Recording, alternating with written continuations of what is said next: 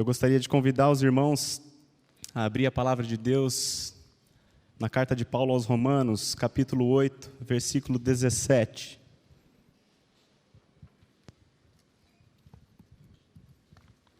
Ora, se somos filhos, somos também herdeiros, herdeiros de Deus e co-herdeiros com Cristo. Se com Ele sofremos, também com Ele seremos glorificados. Se com Ele sofremos, também com Ele seremos glorificados. Existe uma teologia moderna, que de teologia não tem nada, chamada teologia da prosperidade, que afirma que o cristão não sofre, que o verdadeiro homem de fé não sofre. Mas quem escreveu isso aqui foi o apóstolo Paulo, o maior teólogo que já existiu. E ele está afirmando aqui que nós, de fato, sofremos. Irmãos, não precisa ser nenhum teólogo para a gente descobrir isso. Basta viver nesse mundo. O cristão não está isento de sofrimentos. O pastor Maurício usa sempre a expressão que não existe cristianismo Disney World. Jesus Cristo era um homem de dores e que sabe muito bem o que é padecer. E nós, os seus discípulos, também vamos sofrer. O próprio Senhor nos alertou quanto a isso, não? No mundo tereis aflições. É uma certeza. Este mundo é um mundo de dores. Um mundo de sofrimento, meus irmãos. Nas mais variadas áreas nós passamos por sofrimentos. Seja na área financeira, seja na área de saúde, seja na área relacional. Não é? Como pode, meus irmãos, um mundo onde morrem 60 milhões de pessoas todos os anos, a gente não sofrer? Hoje o pastor Maurício falou sobre a morte pela manhã. A morte, ela pode não chegar diretamente em você, mas ela chega pertinho. Né? Tô vendo a Claudinha ali, perdeu o pai recentemente. Né? O irmão Ney Rossato também perdeu o pai. Enfim, é um mundo de dores, meus irmãos. Eu tenho 39 anos de idade. E ao longo desses 39 anos, eu vi muita coisa avançar no mundo. A tecnologia avançou, a ciência avançou, a educação avançou, mas, meus irmãos, nada disso redundou em redução de sofrimento para o ser humano. Em 39 anos de vida, meus irmãos, eu vi o mundo piorar demais. Sem sombra de dúvidas, meus irmãos, a geração que está sobre a terra nesse momento é a geração mais triste que existe. Alguém discorda, irmãos? Vocês acham que o mundo está melhorando? E aí a pergunta que eu faço para você é: como é que nós podemos viver bem num mundo como esse? Como nós podemos caminhar, meus irmãos, num mundo de tanta dor? É o que eu pretendo, junto com os irmãos, aprender na palavra de Deus com este homem, apóstolo Paulo. Esse sabe o que é sofrer. Se você já leu a história dele, se você já leu o Novo Testamento, sobretudo Atos dos Apóstolos, você sabe que esse é um homem que sofreu muito. E nós vamos aprender com ele como é que a gente caminha nesse mundo de tanta dor. O texto que nós vamos estudar nessa noite está na sequência desse versículo que nós acabamos de ler. Romanos capítulo 8, nós vamos ler do 18 ao 25. Esse é o texto base da nossa noite. Faremos uma primeira leitura corrida e depois a gente volta meditando verso a verso. Porque para mim tenho por certo que os sofrimentos do tempo presente não podem ser comparados com a glória a ser revelada em nós. A ardente expectativa da criação aguarda a revelação dos filhos de Deus, pois a criação está sujeita à vaidade, não voluntariamente, mas por causa daquele que a sujeitou, na esperança de que a própria criação será redimida do cativeiro da corrupção, para a liberdade da glória dos filhos de Deus. Porque sabemos que toda a criação, a um só tempo, geme e suporta angústias até agora. E não somente ela, mas também nós, que temos as primícias do Espírito, igualmente gememos em nosso íntimo, aguardando a adoção de filhos, a redenção do nosso corpo. Porque, na esperança, fomos salvos. Ora, esperança que se vê não é esperança, pois que o que alguém vê, como espera? Mas, se esperamos o que não vemos, com paciência o aguardamos. Vamos orar, irmãos? Pai, tu bem o sabes, que nós vivemos num mundo de muita dor. E agora, Senhor, reunidos aqui como teus filhos e como tua igreja, pedimos uma porção dobrada do teu Espírito sobre nós. Que o Senhor venha falar conosco, ensinando-nos, Senhor, a bendita esperança que nos foi prometida. E ajuda-nos, ó Pai, a olhar para essa esperança de modo que, por meio dela, nós possamos viver de maneira alegre, leve e contente neste mundo que jaz no maligno. Nós te pedimos isso, Senhor, com um único propósito, a glória do teu nome e a glória do teu Filho Jesus Cristo. E é no nome dele que nós oramos. Amém. Irmãos, o tema da nossa exposição hoje é como o cristão pode viver com esperança neste mundo de tanto sofrimento. E o fundamento mais básico, meus irmãos, da nossa esperança, o fundamento primeiro da nossa esperança, meus irmãos, é que a nossa esperança ela está no futuro e não no presente, como a gente vai ver no verso 18.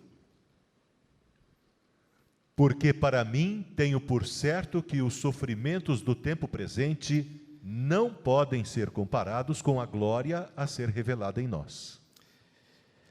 Os sofrimentos do tempo presente não podem ser comparados com a glória a ser revelada em nós. Meus irmãos, a nossa esperança ela está para ser revelada. A nossa esperança ela está no futuro. Isso tem que estar claro no coração de cada um. Nossa esperança não é o agora, está no porvir. É isso que movimentava a vida de Paulo. Por que, meus irmãos, a gente precisa ter os olhos fixos no futuro?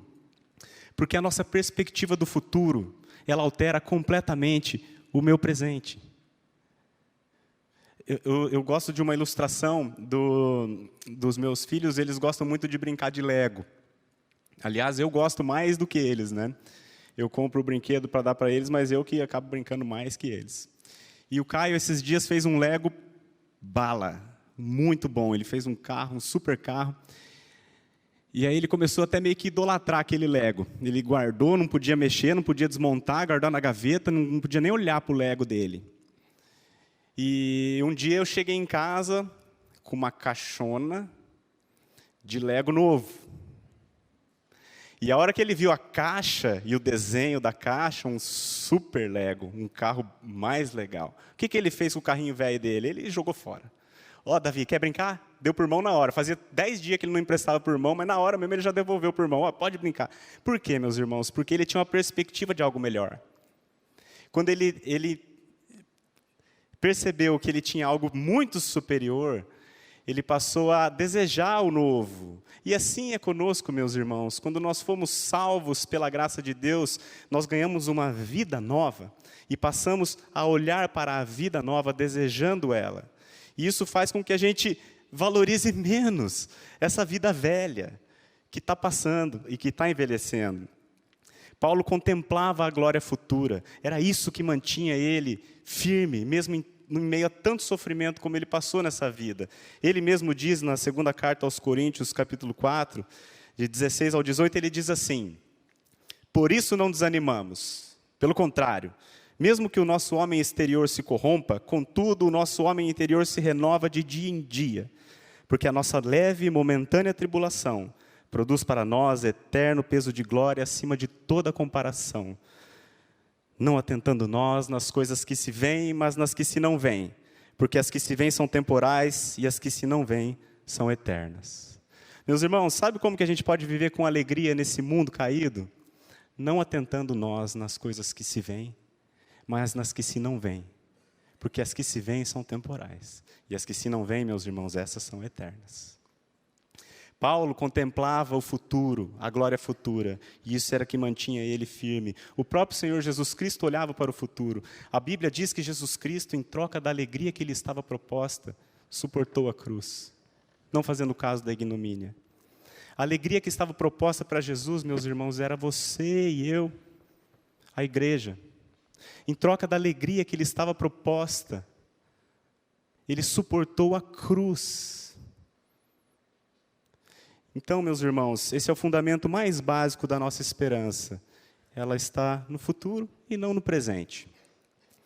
E é muito interessante a gente ler que os sofrimentos do tempo presente, como Paulo diz, não podem ser comparados com a glória a ser revelada em nós. Sabe por quê, meus irmãos, que não pode ser comparados? Porque a Bíblia diz que nem olhos viram, nem ouvidos ouviram, nem jamais penetrou em coração humano aquilo que Deus tem preparado para aqueles que o amam. Não dá para comparar, meus irmãos, porque nunca, nem sequer penetrou no seu coração. Nunca você conseguiu nem imaginar o que Deus tem preparado para você. Verso 19. A ardente expectativa da criação aguarda a revelação dos filhos de Deus. A gente está planejando, se Deus quiser, daqui uns 10 dias ir para a praia. Aí eu encontrei com meu pai ontem, ele falou assim: filho, você já contou para as crianças que você vai para a praia? Eu falei, tá louco, pai? O ano passado eu cometi esse... A gente falou que ia para a praia um mês antes de ir. Todos os dias. A hora que eles acordavam. Papai, é hoje que nós vamos para a praia? Não, filho. Mas quantos dias falta? Aí fazia a conta. Todos os dias, mais de 30 dias. E no dia que a gente foi, a gente entrou no carro, né? Eu botei as crianças no carro, carreguei as malas, botei a molecada no carro. A gente mora a 2 quadras da Avenida Harry Prochet. Entramos no carro, saí de casa, fechei o portão. Antes da gente chegar na Harry Prochet, o Caio perguntou: papai, nós estamos chegando? E eu fiquei até bravo, né? Eu falei, não é possível que eu vou daqui até lá ouvindo isso aqui. A Vanessa falou, calma, calma. Sabe o que é isso, irmãos? Uma ardente expectativa. Uma ardente expectativa. Aliás, se eles estiverem ouvindo a pregação agora, caiu a casa, né? Eles já sabem que a gente vai para a praia daqui 10 dias. Eles têm uma ardente expectativa. E, meus irmãos, o que a Bíblia está dizendo aqui é que a criação, toda a criação, tem uma ardente expectativa. Ela aguarda com expectativa, sabe o que, meus irmãos? A revelação dos filhos de Deus. E quem são os filhos de Deus? O Papa Francisco, ele costuma dizer que todos os homens são filhos de Deus. Ele afirma isso com frequência. Mas a Bíblia, meus irmãos, ela diz que os filhos de Deus são aqueles que creem em Jesus. A Bíblia diz que Jesus veio para o que era seu, os seus não o receberam, mas a todos quantos o receberam, deu-lhes o poder de serem feitos filhos de Deus, a saber, os que creem no seu nome. Os filhos de Deus, meus irmãos, eles não são os muçulmanos, não são os judeus, não são os batistas, não são os presbiterianos, e nem tampouco os católicos. Os filhos de Deus, meus irmãos, são aqueles que pela graça puderam discernir o seu pecado. E pela mesma graça puderam reconhecer que Jesus Cristo morreu justamente por este pecado. E que pela graça, meus irmãos, recebeu o Senhor Jesus Cristo como seu único e suficiente Salvador. Estes são os filhos de Deus, os que se arrependeram e creram no Evangelho. A ardente expectativa da criação aguarda, meus irmãos, a revelação dos filhos de Deus. Porque os filhos de Deus ainda não foram revelados, é óbvio, senão ela não estaria aguardando. Os filhos de Deus ainda não foram revelados na sua glória total, meus irmãos, porque a nossa salvação, ela ainda não está completada. Ela está completa, mas ainda não foi completada. Nós, meus irmãos, nós fomos salvos no passado. Nós estamos sendo salvos no presente. E nós seremos salvos no futuro. No passado, meus irmãos, quando nós cremos no Senhor Jesus, todos aqui que já creram, no dia em que nós cremos, nós fomos salvos no nosso espírito. E depois que nós fomos salvos, agora nós estamos sendo salvos diariamente, meus irmãos, porque nós ainda temos uma alma contaminada pelo pecado. Todo um histórico de pecado, de hábitos pecaminosos que o Senhor agora vem trabalhando nos seus. Essa é a salvação do presente. E no futuro, meus irmãos, nós vamos ganhar um corpo glorioso, que nunca mais vai pecar, e nem sequer ter desejo de pecar. E a criação inteira, meus irmãos, aguarda, com ardente expectativa, esse dia. Veja o que diz 1 João, capítulo 3, versículo 2. Amados, agora somos filhos de Deus, e ainda não se manifestou o que haveremos de ser. Sabemos que, quando Ele se manifestar, seremos semelhantes a Ele, porque haveremos de vê-lo como Ele é. Oh, meus irmãos, não é maravilhoso? Amados, agora nós já somos filhos de Deus.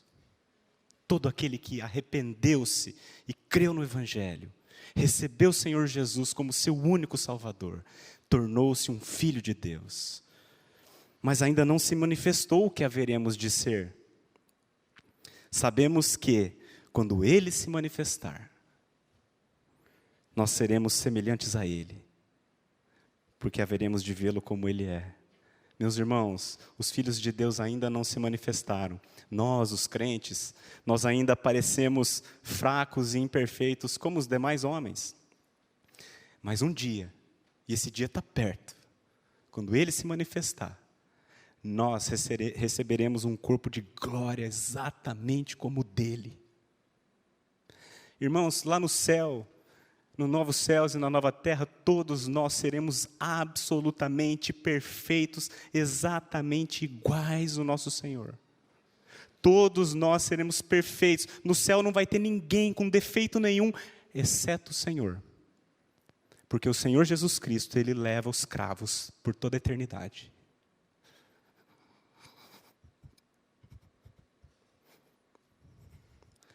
Para nós lembrarmos, meus irmãos, o que é que nos levou para lá. Ele vai continuar por toda a eternidade com o seu corpo. Porque o Tomé colocou o dedo aqui, né? Um dia nós seremos iguais ao nosso Senhor, meus irmãos. E toda a criação aguarda ansiosamente esse dia com D maiúsculo chegar. E por que razão, meus irmãos, a criação aguarda esse dia? Versos 20 e 21. Pois a criação está sujeita à vaidade, não voluntariamente, mas por causa daquele que a sujeitou, na esperança de que a própria criação será redimida do cativeiro da corrupção, para a liberdade da glória dos filhos de Deus. Meus irmãos, a criação ela aguarda com uma ardente expectativa. Essa ardente expectativa é no sentido de ficar na pontinha dos pés, tentando enxergar o porvir. A criação aguarda com ardente expectativa a revelação dos filhos de Deus, nós. Sabe por quê? Porque esta criação está sujeita à vaidade. O que é a vaidade, meus irmãos? A vaidade é a perversidade, a depravação, a corrupção, a maldade, a fragilidade, a falta de vigor. Eu tenho horta em casa, eu planto alface, é difícil dele ir para frente, ele não vai. Mas o mato que eu não planto, esse cresce. Porque a criação está sujeita à vaidade. Nós estamos sujeitos, meus irmãos, à lei da entropia, é a segunda lei da termodinâmica, é uma lei. que diz que tudo envelhece. Nada melhora, só piora. Se eu comprar qualquer coisa, um carro, encostar na garagem, nunca usar, daqui a uns tempos ele já era. Por quê? Por causa da lei da entropia. Porque a natureza, a criação está sujeita à vaidade. Esses dias eu queria assistir uma pregação, eu estava estudando a vida do Ló, e eu botei lá Ló, caiu uma pregação do Maurício Torres. Eu falei, que legal. Botei lá a pregação de 5 anos atrás. Eu cheguei, Maurício, a lei da entropia foi cruel com você, hein, meu irmão? Como é que você deu uma diferençada em 5 anos, cara? Tá diferente. Depois vocês colocam lá no site da igreja, a demora de Ló. E aí você vai ver que é uma pregação de 2015, eu acho. O Maurício deu uma mudadinha boa de lá para cá. A criação está sujeita à vaidade, meus irmãos. O próprio Maurício falou hoje de manhã que nós fomos criados para, com o passar do tempo, ficar mais bonito. Mas não é isso que acontece, né? A gente nasce um nenê lindo, aí o tempo vai passando, a gente vai decaindo. Agora, é interessante, meus irmãos, que a criação está sujeita à vaidade, mas não voluntariamente. Não voluntariamente, mas por causa daquele que a sujeitou. Não foi a criação que escolheu estar na situação que ela está hoje. Não foi uma decisão dela. A criação de Deus era perfeita, meus irmãos, vocês sabem disso. Quando Deus terminou, ao final do 6º dia, Ele mesmo viu Deus tudo quanto fizera, e eis que tudo era muito bom. Ele falou. Não era bom, era muito bom. Mas aí o que aconteceu, meus irmãos? Entrou o pecado. E aí vamos dar uma olhada o que aconteceu. Então, Gênesis capítulo 3, versos 17 a 19, é a sentença de Deus sobre a terra depois da entrada do pecado. E a Adão disse: visto que atendeste à voz de tua mulher, e comeste da árvore que eu te ordenara não comesses, maldita é a terra por tua causa. Em fadigas obterás dela o sustento durante os dias de tua vida. Ela produzirá também cardos e abrolhos, e tu comerás a erva do campo. No suor do rosto comerás o teu pão, até que tornes à terra, pois dela foste formado, porque tu és pó, e ao pó tornarás. Meus irmãos, a terra está sujeita à vaidade não voluntariamente, mas ela está sujeita à vaidade por causa do meu pecado e do seu pecado. A terra é o que ela é hoje por causa de um único motivo: pecado. O Senhor disse para Adão: visto que comeste da árvore que eu te ordenara não comesses, maldita é a terra por tua causa.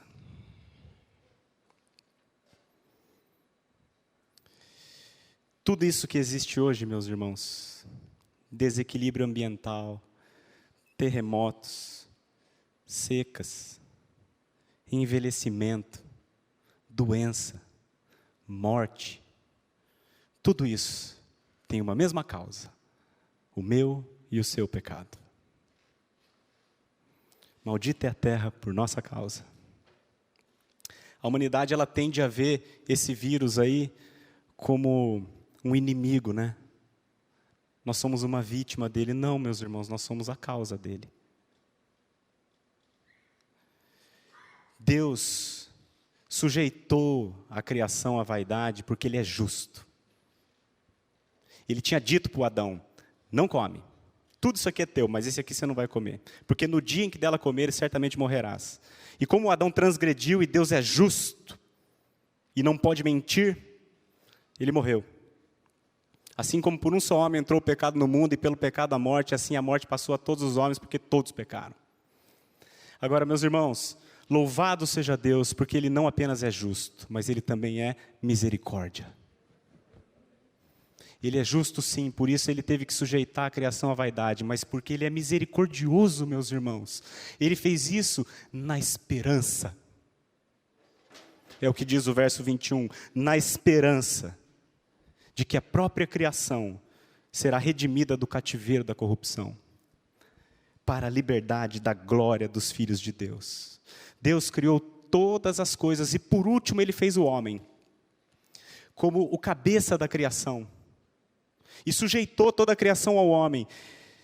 Mas esse homem, o primeiro homem, Adão, pecou e maculou toda a criação que era perfeita de Deus.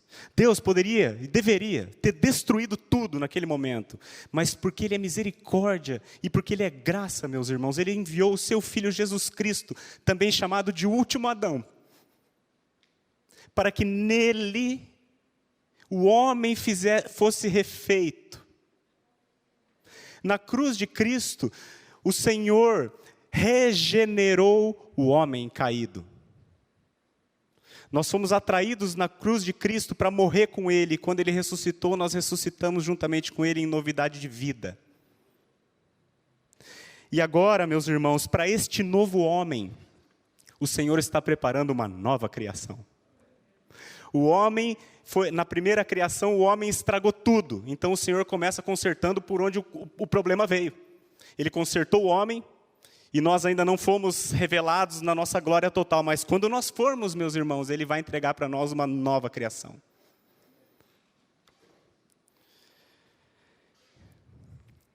Verso 22, perdão. Porque sabemos que toda a criação, a um só tempo, geme e suporta angústias até agora. Toda a criação geme. Geme as dores de parto. Jesus, esse tempo que nós estamos vivendo aqui, meus irmãos, Jesus chamou ele de princípio das dores. Depois você pode ler em Mateus 24, em Marcos 13 ou Lucas 21. É o mesmo sermão, o princípio das dores. Isso que nós estamos vendo ao nosso redor, terremoto, epidemia, né? É a parte inanimada da criação gemendo. Mas o pior, meus irmãos, é ver a parte racional da criação gemendo. Porque ele diz que se levantará nação contra nação, reino contra reino. Surgirão falsos profetas que enganarão a muitos. Isso tudo é o princípio das dores. Ou seja, homens enganando homens, homens fazendo guerra com homens. Não é isso que você vê do seu lado o tempo inteiro, meus irmãos? Você vê na televisão, você vê do seu lado, um irmão que pensa diferente, você já odeia o cara. A criação está gemendo, meus irmãos, as dores de parto. Porque uma nova criação está sendo gerada. Agora, como são as dores de parto, meus irmãos? Nasceu faz um mês a minha filha, né? E as dores de parto, vocês sabem, as mães aqui sabem como é que funciona. A barriga vai crescendo, vai começando a ficar desconfortável, vai ficando... E aí quando está para nascer mesmo, no 7º, no 8º, no 9º mês, aí as dores começam a aumentar. E aí no dia do parto, aí você começa... Você não, a mulher, né? Começa a ter contração, e mais contração, e vai se intensificando. Nunca diminui, meus irmãos. Não espere você que o mundo vai melhorar. Não coloque a sua esperança neste mundo aqui, meus irmãos, porque ele não vai melhorar. As dores de parto, elas só param quando pare. Quando vier a nova criação. Como eu disse no começo, meus irmãos, em 39 anos de vida, é uma vida curta, né? Mas eu vi o mundo piorar demais. As dores estão se intensificando, meus irmãos. Vai dizer que está uma delícia viver nesse mundo aqui. É uma maravilha. É só dor, meu irmão.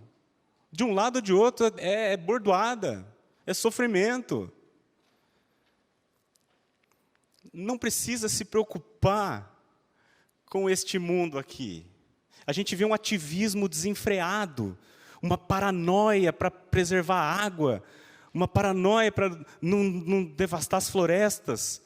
Não precisa se preocupar com isso, meus irmãos. Não estou dizendo também que você precisa sair tacando fogo na floresta e matando os gatos que você vê na rua. Não é para fazer isso, mas não se preocupe em proteger a natureza, meus irmãos, exacerbadamente. Você só não precisa destruir, mas não precisa ficar paranoico assim. O mundo não vai acabar por falta de água, o mundo vai acabar com fogo. Nenhum tipo de ativismo vai melhorar o mundo. Este mundo está fadado à destruição, desde o dia em que o pecado entrou. A criação era perfeita, era muito boa. E desde que o pecado entrou, lá no Éden, só vem decaindo, é a lei da entropia. Este mundo não vai melhorar. A nossa esperança não é aqui, meus irmãos, é lá. A nossa esperança não está na melhora desse mundo aqui, mas no fim dele. Como diz, vamos ler o 23? E não somente ela, mas também nós, que temos as primícias do Espírito, igualmente gememos em nosso íntimo, aguardando a adoção de filhos, a redenção do nosso corpo. Irmãos, eu acho muito interessante aqui quando Paulo diz o seguinte, que primeiro ele falou que toda a criação está gemendo, e agora ele diz aqui no 23, não somente ela, mas também nós. Ué, mas como assim? Nós, seres humanos, não fazemos parte da criação? O que ele está querendo dizer aqui? Meus irmãos, nós que temos as primícias do Espírito, nós fazemos parte da nova criação. Se alguém está em Cristo, é uma nova criatura. As coisas velhas já passaram, eis que tudo se fez novo. Então, meus irmãos, não somente a criação, mas também nós, que temos as primícias do Espírito, gememos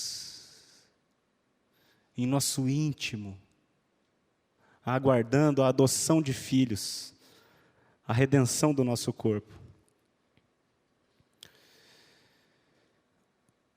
Nós temos as primícias do Espírito. O que é isso, meus irmãos? O que são as primícias? Na época bíblica, era uma época agrária. E as primícias são os primeiros frutos. Então o cara lá tinha a vinha dele, e aí saiu a uva daquela temporada. Ele vai e colhe aquela uva docinha, ele sabe que vai dar um vinho maravilhoso, que vai dar uma fruta linda.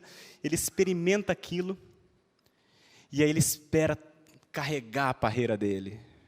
Nós, meus irmãos, recebemos as primícias do Espírito. Nós começamos a experimentar a glória vindoura, e agora nós aguardamos, nós gememos em nosso íntimo, aguardando a adoção de filhos. Quando a gente vai ser adotado de fato, a redenção desse corpo nosso aqui, essa carcaça. Quando nós recebemos as primícias do Espírito, foi como se Deus viesse e assinasse um compromisso de adoção, um termo legal, né, Giba? O Giba que é advogado. Só que ele ainda não nos levou para casa. E agora nós gememos em nosso íntimo, meus irmãos, aguardando esse dia. A esperança do mundo é um mundo melhor. A esperança do mundo, meus irmãos, é uma vacina. A esperança do mundo é unidos venceremos. Reinvente o amanhã. Façamos um mundo melhor. Mas a nossa esperança, meus irmãos, é novos céus e nova terra, onde habita a justiça. Essa é a nossa esperança, meus irmãos. Não é esse mundo melhorar.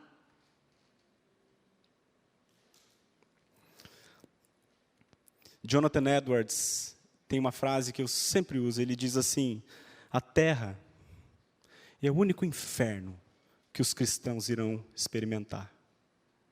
E o único céu, o único paraíso que o ímpio vai desfrutar. Por isso, meus irmãos, que o ímpio faz de tudo, um ativismo desenfreado para melhorar esse mundo aqui. Nós, meus irmãos, esperamos novos céus e nova terra. E nós, meus irmãos, o nosso ativismo é pregar o Evangelho.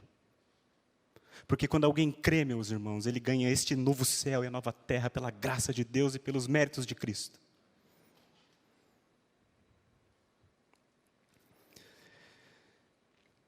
O próprio Paulo, ele disse, eu vou ler rapidamente em 2 Coríntios 5, de 1 a 5. Olha o que o apóstolo Paulo diz, meus irmãos. Nós sabemos que se a nossa casa terrestre deste tabernáculo, aqui ele está se referindo ao nosso corpo, essa casa terrestre aqui, ó, esse tabernáculo, nós sabemos que se a nossa casa terrestre desse tabernáculo se desfizer, e ela vai se desfazer, nós temos da parte de Deus um edifício, não uma tenda, não um tabernáculo, um edifício, casa não feita por mãos, eterna nos céus. E por causa disso, nesse tabernáculo aqui, nós gememos,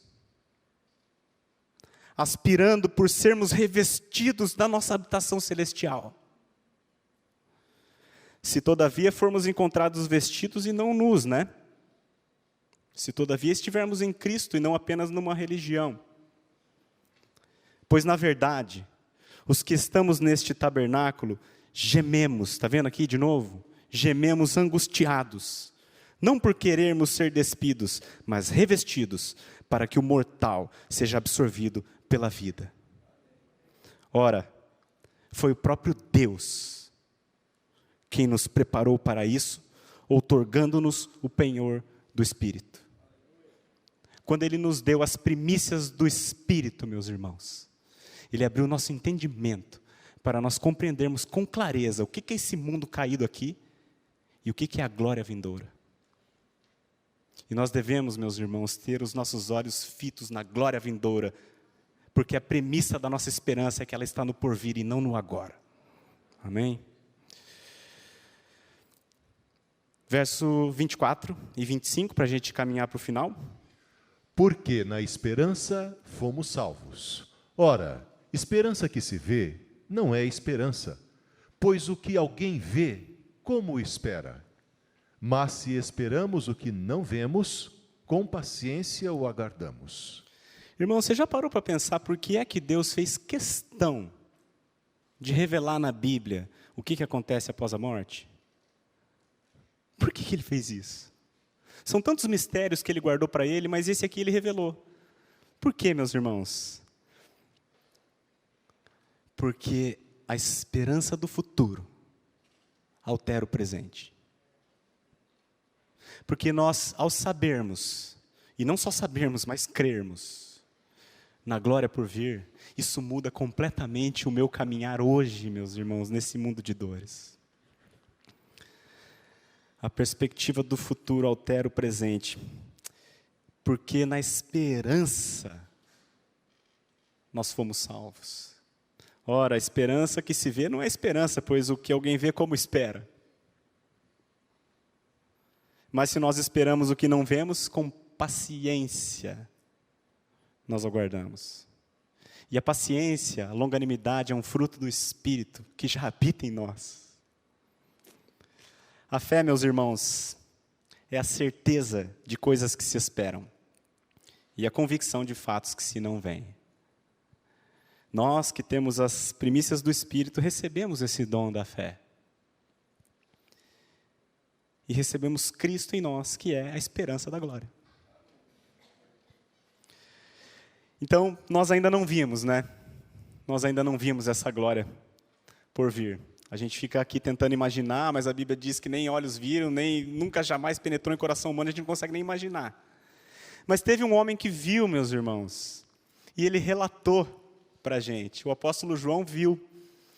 E eu gostaria de convidar os irmãos para a gente dar uma olhada no que o apóstolo João relatou para a gente em Apocalipse 21, de 1 a 5. Vi novo céu e nova terra, pois o primeiro céu e a primeira terra passaram, e o mar já não existe. Vi também a cidade santa, a nova Jerusalém, que descia do céu da parte de Deus, ataviada como noiva adornada para o seu esposo. Então ouvi grande voz vinda do trono, dizendo: Eis o tabernáculo de Deus com os homens. Deus habitará com eles. Eles serão povos de Deus, e Deus mesmo estará com eles. E lhes enxugará dos olhos toda lágrima, e a morte já não existirá. Já não haverá luto, nem pranto, nem dor, porque as primeiras coisas passaram. Oh, meus irmãos!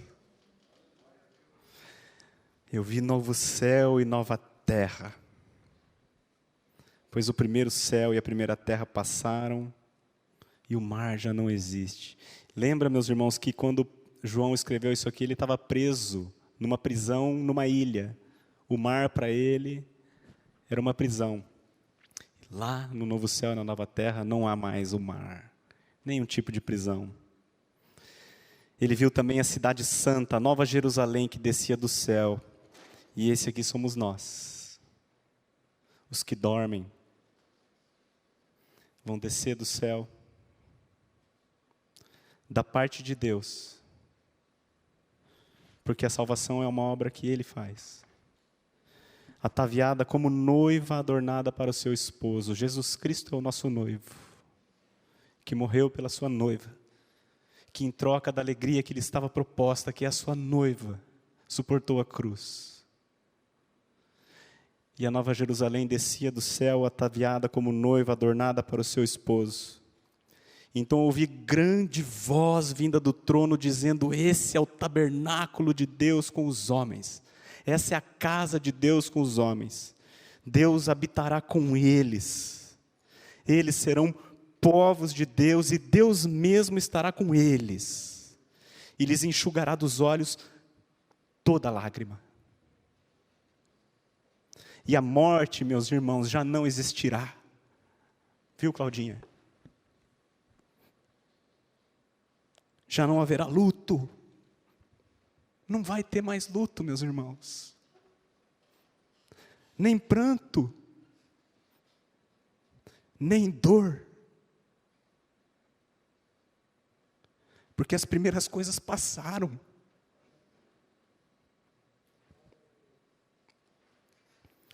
Irmãos, a esperança do mundo é um mundo melhor. Mas a nossa esperança, meus irmãos, é novo céu e nova terra, onde habita a justiça, onde Deus vai habitar conosco, e Ele mesmo vai enxugar dos nossos olhos toda lágrima. A Bíblia diz, meus irmãos, que se a nossa esperança em Cristo se limita apenas a esta vida, nós somos os mais infelizes de todos os homens.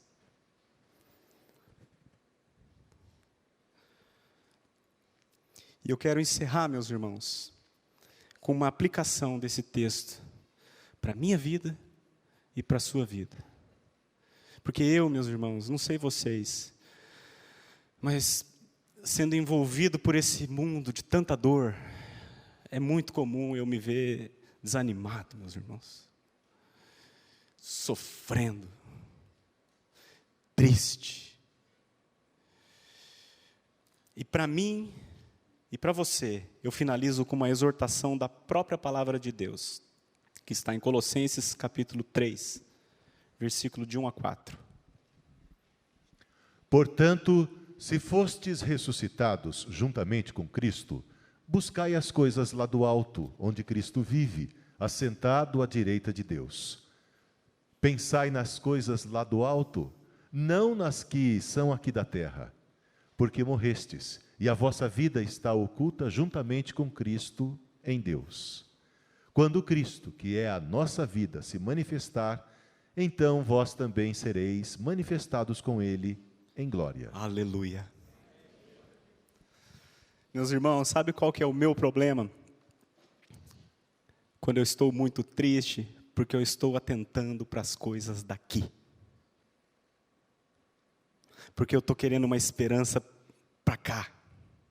Eu não estou dizendo, meus irmãos, que o Senhor não pode nos ajudar, nos auxiliar, nos socorrer na presente tempo, na presente era. Ele faz isso, e Ele faz isso de bom grado.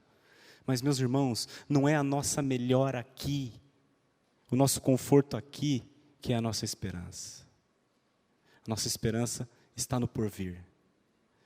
Portanto, meus irmãos, se você tem as primícias do Espírito, se você já nasceu de novo, se fostes ressuscitados juntamente com Cristo, buscai as coisas lá do alto, meus irmãos, onde Cristo vive, assentado à direita de Deus. Pensai nas coisas lá do alto, não nas que são aqui da terra, porque morrestes. O velho Adão morreu. Nós somos a nova criação. Porque morrestes e a vossa vida está oculta. Ainda não foi revelada. Está oculta. Juntamente com Cristo em Deus. Quando Cristo, que é a nossa vida, se manifestar, então vós também sereis manifestados com Ele em glória. Aleluia. Vamos agradecer ao Senhor por tão grande salvação? Pai, nós não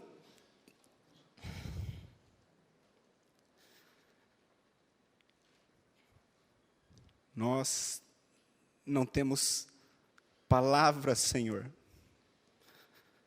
para agradecer o que o Senhor Jesus Cristo fez por nós naquela cruz. Nós, pelo nosso pecado, maculamos a tua criação que era muito boa. E o Senhor, sendo justo, poderia e deveria ter nos destruído imediatamente. Mas como o Senhor já nos amava com um amor eterno, antes mesmo de nós existirmos, o Senhor mandou o teu Filho Santo, sem pecado, para morrer naquela cruz. E não apenas para morrer e para levar a culpa e o castigo e a punição que o nosso pecado merecia, mas também para nos incluir naquela morte, fazendo morrer com Ele o nosso velho homem, aquele velho homem desobediente, que não se interessava pelas coisas do Senhor. E quando o Senhor mesmo, pela tua glória, ressuscitou Jesus Cristo, pela tua própria glória, o Senhor nos fez ressuscitar juntamente com Ele em novidade de vida. O Senhor nos regenerou para esta viva esperança. E nós pedimos a Ti, Senhor, que o Senhor abençoe essa terra aqui. Mas o nosso maior desejo, meu Pai, é que o Senhor antecipe a volta do Senhor Jesus, para que nós sejamos manifestados juntamente com Ele em glória, e nós possamos habitar nos novos céus e nova terra que o Senhor está preparando para nós. Senhor, nós não temos como Te pagar, e não temos como Te agradecer, mas nós teremos a eternidade para Te adorar por aquilo que Tu és e por aquilo que Tu fizeste em nosso favor. Louvado seja o Teu nome, em nome de Jesus. Amém. Amém, meus irmãos. Toda honra, toda glória, todo louvor ao nosso Senhor. Só Ele é digno. Amém, meus irmãos. A Livraria PIB Londrina procura selecionar cuidadosamente seus títulos e autores a fim de oferecer um conteúdo alinhado com o Evangelho de Jesus Cristo. Bíblias, livros de teologia, devocionais, literatura infantil, biografias, comentários bíblicos e muito mais. Dispomos também de um acervo de CDs e DVDs das mais de 5.000 mensagens ministradas na Primeira Igreja Batista em Londrina. Visite a Livraria PIB Londrina e conheça ainda mais. Livraria PIB Londrina, de segunda a sexta, das 13h30 às 18 horas. Endereço na Avenida Paraná, 76A, próximo ao Calçadão, bem no centro de Londrina. Ligue para 3372-8921 ou acesse o site www.livrariapiblondrina.com.br.